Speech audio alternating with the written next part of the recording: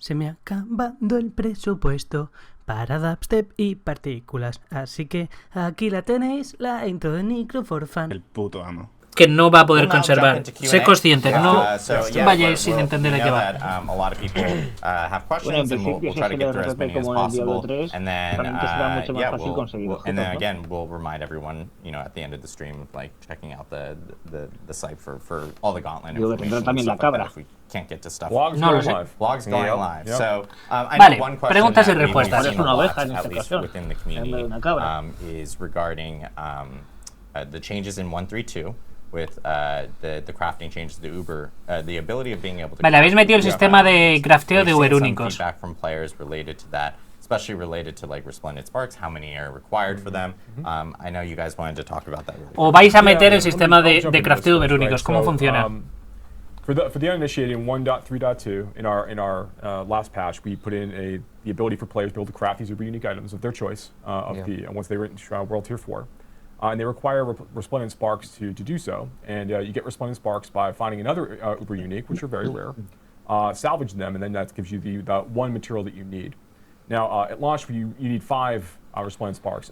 Por cada 5 Uber únicos que rompas, te puedes craftear uno tarjeteado. In the next patch, where this is going to be, where the Gauntlet's going live and the trial system is going live, we're going to be reducing that from 5 to 4.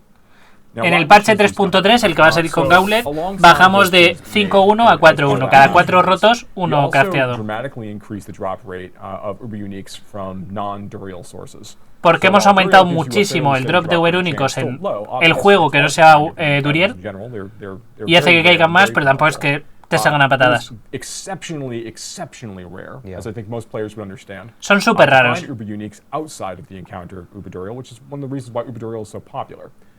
We did dramatically increase that drop rate chance. It's still very, very rare, right? So you're not Siguen siendo súper raros, pero leí por ahí unas notas que decía que habían aumentado un 700% su drop, pero teniendo en cuenta que antes era uno cada 9 millones y medio, básicamente ahora lo habían bajado uno cada, no sé, 700, 800 legendarios. So we are seeing more of these Uber uniques dropping across the board, as I suggested. And this is sort of us beginning to get a sense of how players are interacting with these features as we start looking towards Season 4. So in terms of like the number of Uber uniques that are dropping, the way that players are engaging with various parts of the game overall to like farm up these items, we're seeing some changes in patterns, which is really, really cool. We just want to let things evolve a little bit and see how things proceed. And as we kind of get into Season 4, we'll be looking at making potentially further adjustments based upon reception and how we see the numbers actually doing. Yeah. We still want Uber uniques to remain in a spot where they are very aspirational. They're not expected for every build. Queremos que los Uber únicos sigan siendo una cosa como muy especial, que sea muy raro que te caiga, que recompense las horas de juego. Pero debería ser algo que sea viable que te caiga, que en algún momento tenga la posibilidad de tenerlo. Por cierto, la chaqueta que lleva la tengo yo y la que tiene Adam también. Son súper cómodas, súper calientes, súper agradables. La regalaron ellos. Don't put your names, it doesn't count. Jucklax asks. Jucklax? Or Juck with a J. Juck with a J. Este tío siempre tiene problema con los nombres. Are we getting any endgame content in Season 4? So I'm not allowed to talk about Season 4 today. But vale, Season 4, ¿habrá mejoras de endgame? PTR stream, when we start talking about a lot of the content, players are going to get a chance to test as part of that PTR release. No puedo contarlo, en el PTR os enteraréis. Stuff that's going to be happening, particularly for endgame players. There we go. There's a question regarding Gauntlet. Wink. I said it, so that's So, congratulations. We have a question from Globusnus. That was, why is the level difficulty only Nightmare 70 for the Gauntlet? Yes. So we wanted to make sure that Gauntlet content felt. ¿Por qué Gauntlet es nivel 70 solo? ¿Por qué no nivel 100? Immediately upon entering World Tier 4. Why did we do this? Porque queremos que se pueda entrar tal cual entras en nivel de Tier 4 de mundo, en Tormento. And we wanted to see how players were going to react to it, basically, as a result of that. Like, do players ever want to try playing through it at 85? Because when you're playing through the Gauntlet, there's the seals that I think were discussed during the playthrough. The players can earn based on the point scores you're able to get. If you're crushing those point scores, you're getting rewards for doing that. And it gives you that sense of progression as you go, and you get more and more of your gear online. You find more Claro, uniques you need. porque queremos que sientas la progresión, porque si consigues un ranking y te recompensamos con ítem, eso te mejora, te permite conseguir más ranking, te recompensamos con más ítem, te recompensa, sigues subiendo. De alguna manera queremos que hagas este contenido mientras creces y que sientas la sensación de crecer. How quickly players can navigate the space, use shrines to the best effect, reset creature spawns, fight bosses, spawn bosses. We want to focus more on the strategy element of it rather than the sense that monsters had much higher hit point values and dealt much more damage as part of the run. We weren't looking to recreate the El profe RDX, entre tú y yo y con cariño, ¿eh? Si 700 millones en ventas en un mes es un fracaso, hostia, a mí me encantaría fracasar. Ahí lo dejo, disfruta. Having a fully tricked out build is going to still be very, very useful because it's just going to allow you to blast a lot faster. Yeah, and also I'd just to double down, the purpose of the gauntlet isn't. It's not meant to be really, really hard to get through at all. Claro, The Gauntlet no debe ser difícil de jugar, debe ser difícil de puntuar, de que saques la estrategia correcta, de que desde el principio puedas estar entrando, mejorando la build, mejorando la estrategia, mejorando el sistema, de que tengas la opción de hacer algo para sacar mejores puntuaciones. Y eso se consigue no haciendo que entres cuando ya está la build terminada. I just really recommend, again, check out, just really look at that stream. There's a lot of stuff happening in the PTR stream. I just really recommend, just get a chance to check out that stream. I would recommend it. I'm going to answer this really quickly because Shark Cohen asked, is the P and PTR public or private? It is public. So if el PTR es el público para todo el mundo. Que entre quien le dé la gana. Os vamos a dar las instrucciones y los datos, pero que entre quien le dé la gana. Is PTR free from Midwest Bob? Yes, it is. Is there an NDA? No. ¿Es gratis? Can you stream it? Of course you can. So yes. Tiene ND, tiene. No se puede compartir lo que pase. Dice que no, que es totalmente abierto. Lo puedes streamear, puedes hacer con lo que te haga. Totalmente gratis y abierto. Tanto dinero y mira el estado de Diablo 4. No tienen para mejorarlo. Eso no es objetivo, le han hecho muchísimas mejoras. Hay muchos más bosses, más sistemas, más balances, más legendarios, más únicos. Actually, that's a good question. If you can go to the leaderboard and actually inspect players. I haven't done that myself. Pregunta básica. En el leaderboard del Gauntlet, ¿puedo ver las builds de otros jugadores? Got it. Okay. There is no I in team. Or party. I guess my own sub-question to that would be on a solo leaderboard, would you be able to actually see someone's build if they have their profile not private or something like that? Can you actually pull up their character? Yeah, you'll be able to see the skills they have equipped at the time, and you'll be able to see their key passive. So yeah, you can't look at their whole skill tree, but you can see a lot of information. No puedes ver su árbol de habilidades ni su árbol de Paragon, pero puedes ver sus ítems como si inspeccionas un personaje. Oh, pues qué cagada, porque haría falta poder ver el Paragon y demás. Es para que no puedas hacerte una copia exacta. Pero es que yo quiero hacer una copia exacta. You tend to connect to people that are playing near you because of obviously latency and stuff. Pues pregúntale right. cómo ha hecho el tío la build. Does the companion go with you in the gauntlet? So I think people. ¿Tendrán también las consolas PTR? Es una buena pregunta. Especially when Stephen Leviathan was playing through because he was the charge barb, and so a lot of people thought he didn't have a seneschal construct with him.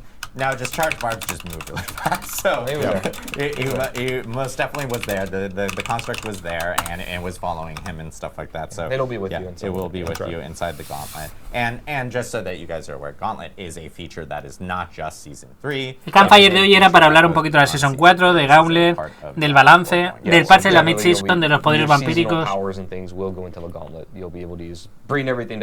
Yeah, we talked about this quite a bit actually, whether we want that to be the case, and we think it's more fun to allow these things to coexist.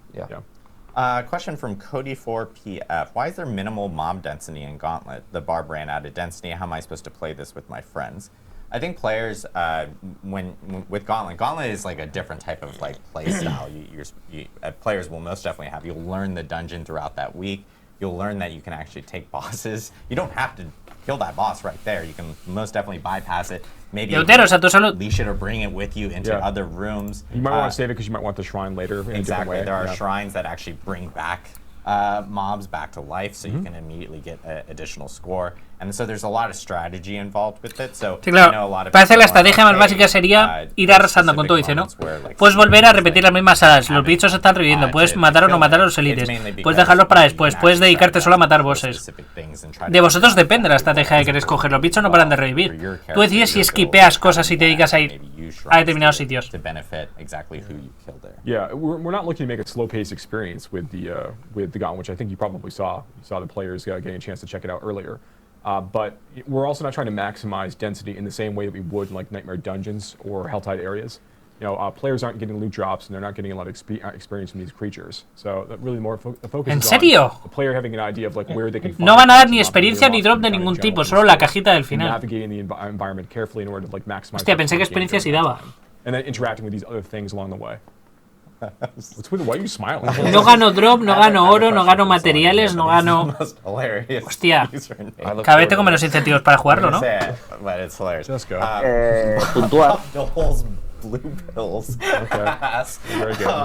Any possibility of getting better cosmetics through gameplay, maybe through gauntlets, skins on par from the shop, etc. This is actually a active conversation that's happening a lot, especially based off of community feedback that we've seen regarding the shop and stuff. So I will say that we don't have anything to say right now, but we'll have some more news regarding some items related to the shop that we'll be sharing here over the coming weeks and months and stuff that will kind of help with some of this conversation I know that we've been hearing.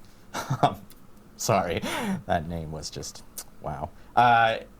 Al Quadrodia asks... killing it over there. I know, amazing. Adam, perfect. Where can we find new vampiric legendary aspects? This is something we mentioned. Los aspectos vampíricos, ¿de dónde se sacan? People that are just kind of tuning in, vampiric powers are coming back into season 3 a little bit, tuned a little bit differently. Yeah, some of them. So you'll be able to find them the same way you can find any other legendary in the game. They're just going to be random drops everywhere. Random drop. Just to clarify, they're not going to be in the dungeons like the Codex of Power. None of them are going in there, but you'll be able to find them just like other. No van a estar vinculados a ninguna dungeon, no van a tener drop de dungeon, ni van a estar en códice, así que random drop. Chronix TR, Nightmare Vaults were a community favorite and very awesome to run through. Will they come back after season 3? There are a lot of really good learnings from Nightmare Vaults and a lot of the content we have in Season 3 that's kind of advising things we're doing with Nightmare Dungeons across the board. While Nightmare Vaults themselves are not immediately returning like in Season 4, for example, they are also something we're going to be continuing to look at and think about for future. ¿Nos han gustado las cámaras Nightmare? ¿Alguna posibilidad de que vuelvan después de la Season 3? Just how exciting they are and how punchy they are on the reward side. So yeah, they're fun. They're great. Son geniales, son fantásticas, nos lo estamos planteando muy fuertemente, pero habría que reworkar el tema de las recompensas y sí, lo estamos estudiando para que se queden de alguna manera. Un armario para swapear builds, para guardar una configuración y cambiar a otra. We really like this idea.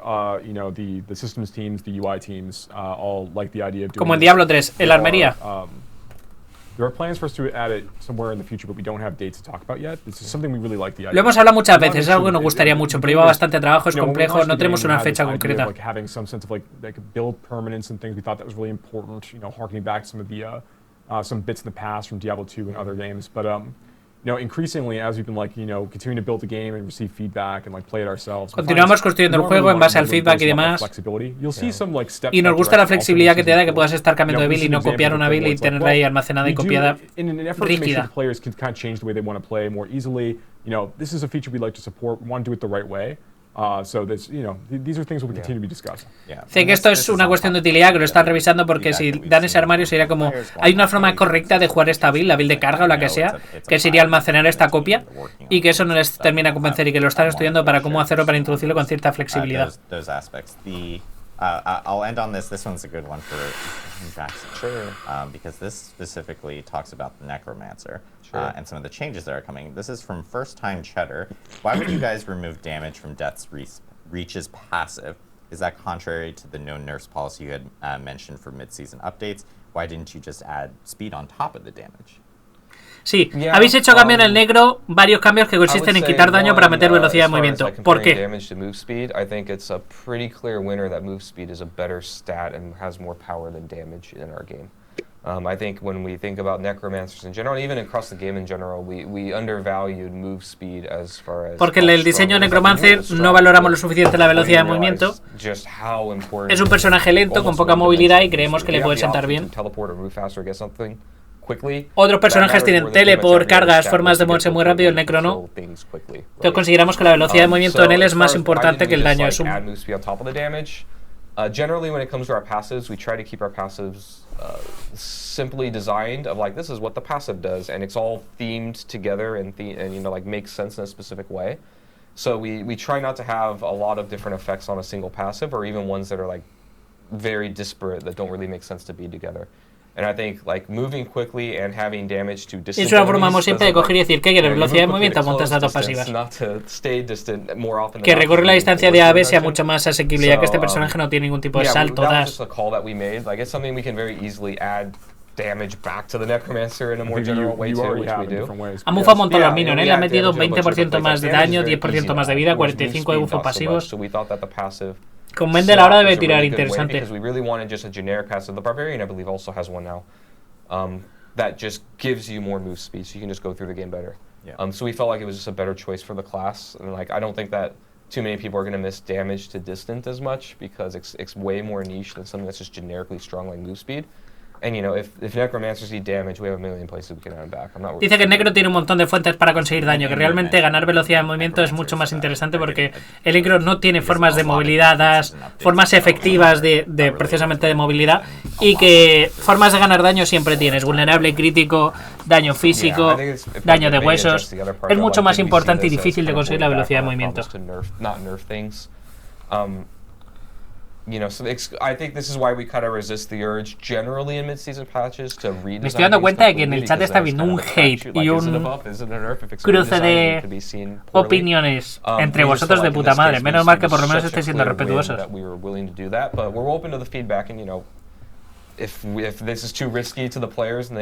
Dice que de todas formas el tema del cambio al negro es susceptible de ser modificado. Que si hay un feedback muy negativo, que no pasa absolutamente nada, que se vuelve al estado anterior. The insight and the info on the mid-season update, and of course Gauntlet. Again, thank you again to Macro Bioboy and Anna K. Clyde for joining us, and our three devs, John, and Liam, for jumping in and playing through. Again, Gauntlet is coming out with 133, which is our mid-season update. That will be hitting 133. El 3 del 3. So players will be able to actually jump in, check out Gauntlet. We're really looking forward to seeing the feedback for the first couple weeks, and you know, letting us know, like, hey, are there any tweaks and stuff like that that we can end up doing? We'll be monitoring that from that end. Another thing that we'll be monitoring is the question we asked earlier, that Adam had asked earlier, about how people want to see specific updates happen with classes and like and that you guys may have. So, like, by all means, have those. Tiene cara de que te va a perforar con la mirada, channels. We'll be checking those out. Let us know what you guys actually think. And just a reminder, Diablo 4 is coming to Game Pass. Later this, I almost said later this, it's 2/29. It's a leap year day, by the way. It is not March yet. Bamboozled. But it's coming later in March. It'll be on March 28th. So players will be able to check it out on Game Pass. Diablo 4 will be the first Blizzard title on Game Pass. We're really excited about that. So patch notes tomorrow. We'll see you guys then. Mañana notas de parche. Blog post, and there's actually a blog post up right after this stream for the Gauntlet, so make sure to check that out for all the information related to Gauntlet before next week. And of course, texto de Gauntlet hoy. We'll be back in a couple weeks to talk about that beefy CampFire chat related to PTR and Season 4. So, looking forward to it. Yeah, stay tuned. Yeah. Yes. Thank you guys very much. We hope you have a wonderful weekend. Ha tenido que ser un stream complicado para ellos. Para quien controle el chat. So, yeah. Porque si a mí me estáis tocando los huevos con las Epoch y Diablo 4, a esta gente los tienen que tener acribillados a los pobres. Hombre, no me jodas. Varias personas. Le tienen que estar tocando los huevos cosa mala.